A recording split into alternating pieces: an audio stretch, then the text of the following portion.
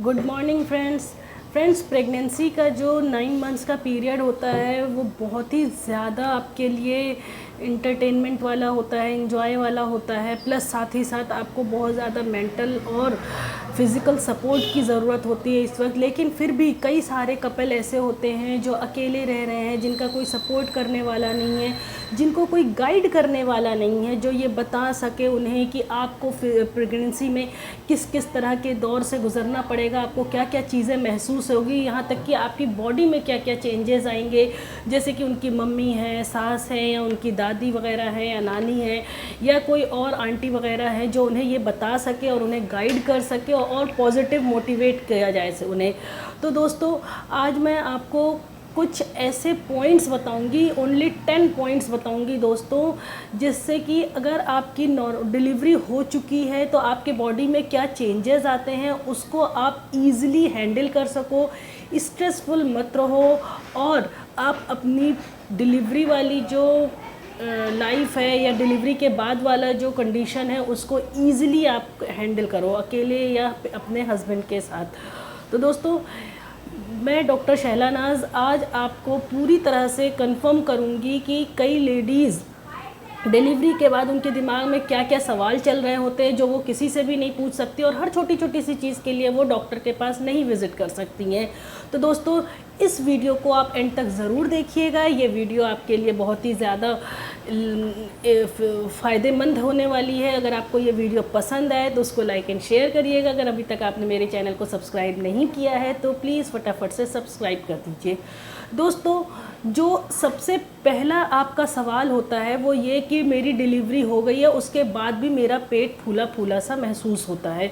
तो पेट फूले रहना ये 6 मंथ्स तक रह सकता है आपका डिलीवरी के बाद। इसमें आपको कोई दिक्कत वाली बात या कोई टेंशन वाली बात नहीं होनी चाहिए। पेट फूले रहना कोई परेशानी की बात नहीं, लेकिन अगर पेट फूले रहने के साथ साथ आपको दुखन, दर्द या दिक्कत हो रही है, खा नहीं पा रहे हो, खाना नहीं खाया जा रहा है, आपको इतना ज़्यादा दर्द रहता है कि आप चिड़चिड़े होते जा रहे हो, तो वो एक वरी की बात है। उसके लिए आप अपने डॉक्टर से मिलो, आप अल्ट्रासाउंड वगैरह कराओ।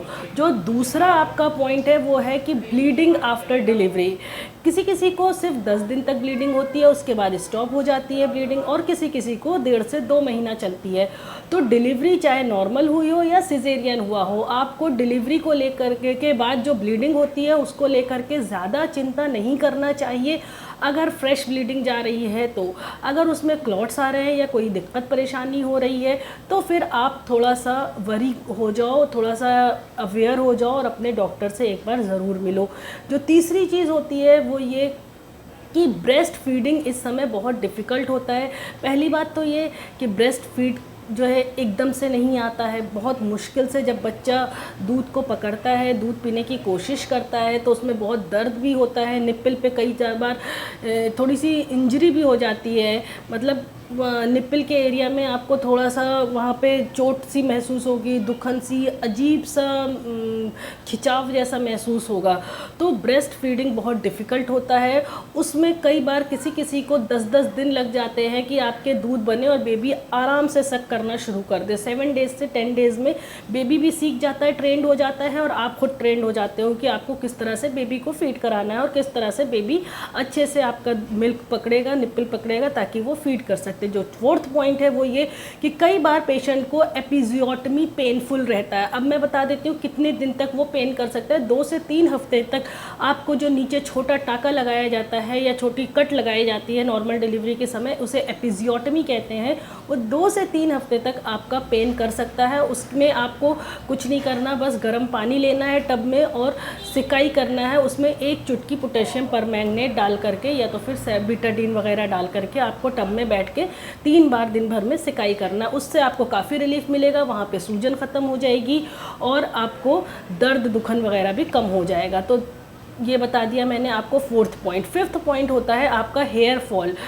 हेयर फॉल होता है आपका हार्मोनल इम्बैलेंस होने की वजह से, क्योंकि डिलीवरी से लेकर के जब आप प्रेग्नेंट होते हो, जब से लेकर के प्रेगनेंसी से लेकर के डिलीवरी के बाद तक आपकी बॉडी में कुछ ना कुछ उतार चढ़ाव होते रहते हैं। हार्मोन्स का बैलेंस चेंज होता रहता है, डिस्टर्ब होते रहते हैं, जिसकी वजह से कई लेडीज़ को हेयर फॉल की प्रॉब्लम हो जाती है। तो ये भी आपको पता होना चाहिए कि आपके हेयर फॉल हो सकते हैं, नहीं भी हो सकते हैं, तो आप उसको लेकर के बहुत ज़्यादा परेशान मत होइए। जो 6th पॉइंट है वो है आपका सकलिंग के समय आपके पेट को, यानी कि जब बेबी आपका दूध पिएगा उस समय सक करेगा, जब फीड करेगा बेबी, तो उस समय आपको पेट में पेन, अजीब सा क्रैम्प्स महसूस हो सकता है। उसे हम आफ्टर पेन कहते हैं। वो सिर्फ इसलिए क्योंकि जो ऑक्सीटोसिन हार्मोन होता है जो दूध पैदा करने के लिए रिलीज़ होता है, उसकी वजह से ऐसा महसूस होता है कि आपके पेट में क्रैम्प्स होता है। और दोस्तों यही ऑक्सीटोसिन हार्मोन होता है जो कि आपके इन्वोल्यूशन ऑफ यूट्रस में हेल्पफुल होता है, ताकि जो बच्चेदानी 9 महीने तक आपके कलेजे तक ऊपर तक आ गई थी, वो धीरे धीरे अब फिर छोटी सी सुकड़ करके एकदम एक बॉल की तरह छोटा साइज़ ले ले, शक्ल ले ले। तो इन्वोल्यूशन के लिए और फीडिंग के लिए, ब्रेस्ट फीडिंग के समय यही हार्मोन रिस्पॉन्सिबल होता है। तो इसमें भी आपको परेशान होने की ज़रूरत नहीं है कि आप जब भी दूध पिलाते हो तो आपके पेट में मीठा सा दर्द या क्रैम्प्स या खिंचाव जैसा महसूस होता है। जो 7th पॉइंट है वो पीठ में दर्द होना, ये भी नॉर्मल होता है। आपका डिलीवरी के बाद पीठ का दर्द होना, उसमें भी आपको परेशान होने की ज़रूरत नहीं कि आपकी डिलीवरी तो नॉर्मल हुई है, सिजेरियन नहीं हुआ, आपके पीठ में क्यों दर्द हो रहा है। किसी और का तो मैंने नहीं सुना था कि डिलीवरी के बाद पीठ में दर्द होता है। तो दोस्तों ये सारी चीज़ें कुछ दिन तक रहती हैं, धीरे धीरे 1 से 1.5 महीने में अपने आप ख़त्म होना शुरू हो जाती हैं। तो उसके लिए आपको किसी तरह की दवाई की ज़रूरत नहीं है। बहुत ज़्यादा पेन हो तो आप एक आध पेन किलर ले सकते हो, अदरवाइज़ बस इतना ही सफिशियंट होगा कि आप गर्म पानी की बॉटल आती है उससे पीठ पे सिकाई कर लीजिए दिन भर में 3 से 4 बार, आप उससे काफ़ी हेल्प मिलेगी। जो 8th पॉइंट होता है आपका, वो वेजाइनल एरिया में आपको खिंचाव महसूस होता है। और कई पेशेंट को वेजाइनल एरिया में खिंचाव होता है, और प्लस साथ ही साथ कई पेशेंट को ज़्यादा तेज़ी से हंसने से, बात करने से या छींकने से पेशाब भी निकल जाता है। इसे हम स्ट्रेस इनकॉन्टिनेंस ऑफ वेजाइना या यूरिन कहते हैं। इसमें वेजाइना के समय, वेजाइना के रास्ते जब यूरिन निकल जाता है, तो इसमें भी आपको ज़्यादा वरी होने की ज़रूरत नहीं है। ये जो सिम्टम होता है ये भी आपका 1 से 1.5 महीने में धीरे धीरे अपने आप सही हो जाता है। तो अगर आपका डिलीवरी के बाद भी पेशाब निकल जा रहा है तो आप इस चीज़ को लेकर के परेशान मत हो कि डॉक्टर ने तो मुझे पूरे डिलीवरी में यही बात समझाया था कि पेशाब निकल जाता है क्योंकि ब्लैडर पे जोर पड़ता है जैसे जैसे बच्चा ग्रो करता है। तो आपका अब तो डिलीवरी हो गई है, अब क्यों निकल रहा है। तो दोस्तों ये 1 से 1.5 महीने तक आगे भी हो सकता है। डिलीवरी के बाद धीरे धीरे ये अपने आप सबसाइड कर जाता है। जो 9th पॉइंट है वो डाइजेशन वीक हो जाता है, हाजमा कमज़ोर हो जाता है। कई लोगों को कॉन्स्टिपेशन होता है, कई लोग थोड़ा सा भी खाते हैं तो जलन या पेट फूला फूला सा महसूस होने लगता है। तो इसमें भी आपको परेशान होने की बात नहीं कि ये सारे सिम्टम तो मुझे प्रेगनेंसी में हो रहे थे, अब डिलीवरी हो गई तब भी हो रहे हैं, मैं तो बहुत परेशान आ गई हूँ, मुझसे अब झेला नहीं जा रहा है, मैं क्या करूँ, किस तरह से इन सब चीज़ों को ख़त्म करूँ। मैं सिरप भी ले रही हूँ, मैं टैबलेट भी ले रही हूँ, लेकिन फिर भी मेरा डाइजेशन का प्रॉब्लम ख़त्म नहीं हो रहा। तो दोस्तों उसमें भी आपको चिंता करने की ज़रूरत नहीं, ये भी धीरे धीरे अपने आप ख़त्म हो जाएगा। बस आपको इतना करना है कि रोज़ गुनगुना पानी सुबह शाम पी लीजिए आप, और आप स्ट्रेस लेवल को थोड़ा सा कम करिए अपने। और आप साथ ही साथ अगर आपको ज़्यादा इंडाइजेशन है तो आप सिरप डाइजीन वगैरह ले सकते हो या टैबलेट पेंटोसिड वगैरह ले सकते हो। जो 10th पॉइंट है दोस्तों वो ये है कि नींद पूरी नहीं होने की वजह से आपको, क्योंकि आपको फीडिंग के लिए हर 1.5 से 2 घंटे में उठना है, चाहे बेबी जागे नहीं जागे, आपको हर 1.5 से 2 घंटे में या 2.5 घंटे में अपने बेबी को ज़बरदस्ती उठा करके दूध पिलाना ही पिलाना है। कई बार बेबी 3-3, 4-4 घंटे तक सोते रहने, ये गलती नहीं करना है। तो जब आपकी नींद पूरी नहीं हो रही, आपको हर 2 घंटे पे, 1.5 घंटे पे, 2.5 घंटे पे जागना पड़ता है, तो उसकी वजह से क्या होता है कि आपको मेंटल बैलेंस आपका बिगड़ने लगता है, आप चिड़चिड़े हो जाते हो। तो दोस्तों प्लीज़ थोड़ा सा पेशेंस रखिए, और सिर्फ ये 2 से 3 महीने की प्रॉब्लम है आपकी, उसके बाद आपका सब कुछ ठीक हो जाएगा। क्योंकि आपको बार बार उठ के बैठना पड़ता है, तो आपको जो नीचे टाँका आया उसमें भी पेन रहता है, आपको जो सिजेरियन करना पड़ा उसमें भी खिंचाव या पेन महसूस होता है। तो दोस्तों मेरा आपसे सिर्फ और सिर्फ यही एक रिक्वेस्ट है कि आप प्लीज़ 2 महीना और पेशेंस रख लीजिए, सब्र रख लीजिए।